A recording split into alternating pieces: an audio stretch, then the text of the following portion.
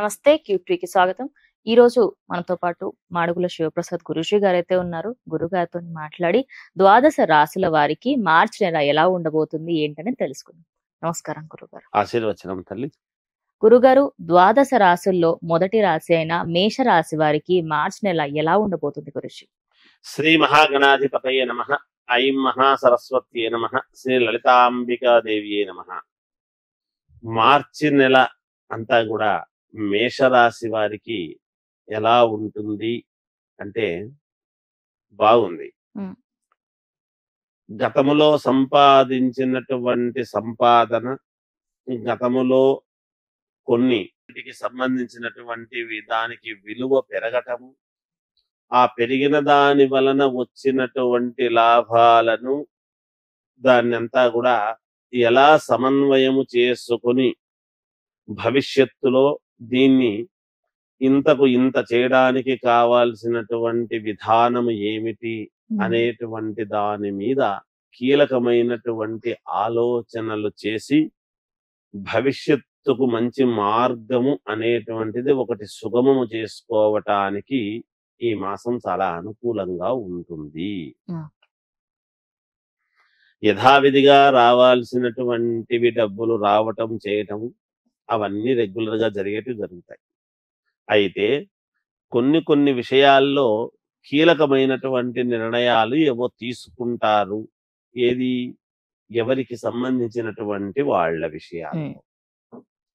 అనేక రంగాలలో ఉండేటువంటి వాళ్ళు ఉంటారు కదా, వాళ్ళల్లో వాళ్లకు అనుకూలమైనటువంటివి ఎలా ముందుకు వెళితే బాగుంటుంది, ఎలా అభివృద్ధి పదంలో మనం ముందుకు వెళ్ళటానికి యోగవంతంగా ఉంటుంది అనేటువంటి దాని మీద కీలకమైన నిర్ణయాలు తీసుకోవడం.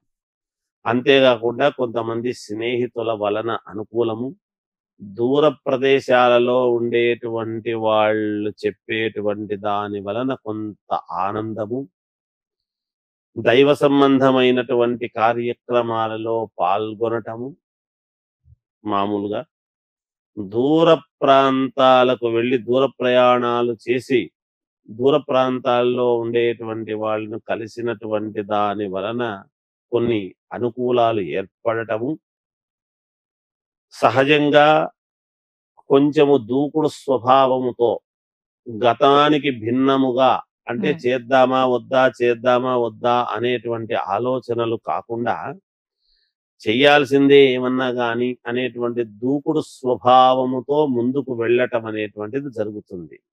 తద్వారా యోగవంతమైనటువంటి నిర్ణయాలు తీసుకుంటారు గాక. తర్వాత ఎలాగో ఉగాది పండుగ రాబోతూ ఉన్నది. అక్కడి నుంచి ఇంకా మహాద్భుతముగా వీళ్ళ యొక్క యోగాలు చాలా విపరీతమైనటువంటి యోగాలు ఉన్నాయి, మంచి యోగాలు ఉన్నాయి. అవన్నీ కూడా తర్వాత ఎలాగో చెప్పబడతాయి. ఇప్పటికైతే ఈ మాసం అయితే చాలా అనుకూలవంతంగానే ఉన్నది.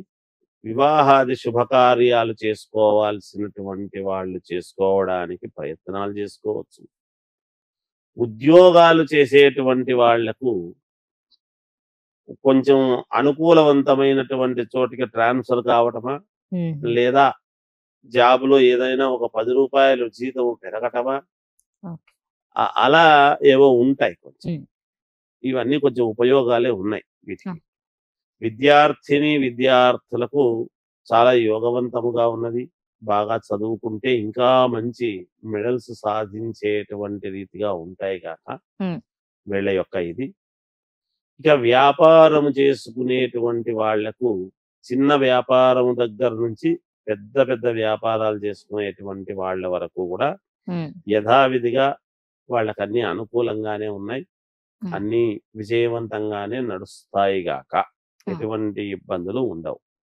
ఈ సినిమా రంగానికి చెందినటువంటి వాళ్లకు కూడా చాలా అనుకూలవంతంగానే ఉన్నది గ్రహస్థితులు ఈ మాసం. రాజకీయాలలో ఉండేటువంటి వాళ్ళు ఖచ్చితముగా విజయము సాధించేటువంటి విధానముగా వాళ్ళ అడుగులు ఉండబోతున్నాయి అనేటువంటిది సుస్పష్టం. ఇక వ్యక్తిగతమైనటువంటి జాతకాలు ఎవరిది వాళ్ళు ఒక్కసారి పరిశీలన చేసుకుంటే వాళ్ళకే తెలుస్తుంది.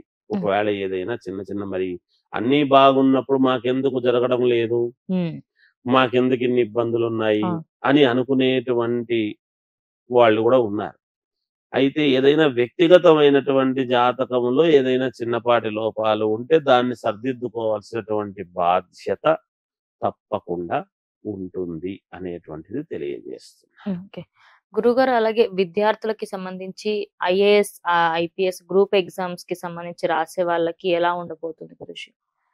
చాలా బాగుందమ్మా. విద్యార్థులకు బాగుంది. ఐఏఎస్, ఐపీఎస్ ఇవి గ్రూప్ ఎగ్జామ్స్ రాసేటువంటి వాళ్ళకు కూడా చాలా యోగవంతముగా ఉన్నది. రాశి ప్రకారంగా బాగుంది. హ్మ్. ఏమైనా వ్యక్తిగతమైనటువంటి దాంట్లో అందరూ ఒకటే లగ్నంలో పుట్టుండరు. ఉండరు. అందరూ ఒకే ఇదిలో ఉండరు. ఒకే నక్షత్రాన్ని, ఒకే పాదంలోనూ ఉండరు. వాళ్ళ యొక్క గ్రహస్థితులు ఎలా ఉన్నాయో ఒక్కసారి చూసుకొని దానికి అనుకూలంగా ముందుకు వెళ్తే ఖచ్చితముగా విజయము వైపు వాళ్ళ అడుగులు ఉంటున్నాయి, ఉంటాయి కూడా. అందులో సందేహమేమీ లేదుగా. ఓకే. గురుగారు మరి మేషరాశి వారికి ఏదైనా చిన్న చిట్కా ప్రాబ్లమ్స్ ఏమైనా ఉంటే ఏమైనా పరిష్కారాలు ఉంటాయా గురూజీ? అంటే మామూలుగా సహజముగా అందరికీ కలిపి పరిష్కారము ఏమిటి హ్మ్. అనేటువంటిది ఒక్కసారి మనం ఆలోచన చేస్తే, శ్రీ మహావిష్ణువు యొక్క ఆలయానికి వెళ్ళి శ్రీ మహావిష్ణువుకు హ్మ్. ఒక 11 గాని 16 గాని ప్రదక్షిణలు చేస్తే మేలు జరుగుతుంది గాక. ఓకే. అంతే. ఓకే. ఇప్పుడు ఆపరేషన్ లేకుండానే మోకాళ్లకు ప్లాస్మా ట్రీట్మెంట్. మీ ఆర్థోపెడిక్ సమస్యలన్నిటికీ రోబోటిక్ టెక్నాలజీ ద్వారా తక్కువ ఖర్చుతో శాశ్వత పరిష్కారం. Free consultation. ప్రతి ట్రీట్మెంట్ పై 20% డిస్కౌంట్. ఈ ఆఫర్ కొద్ది రోజులు మాత్రమే. త్వరపడండి. V9 hospitals 9281465842.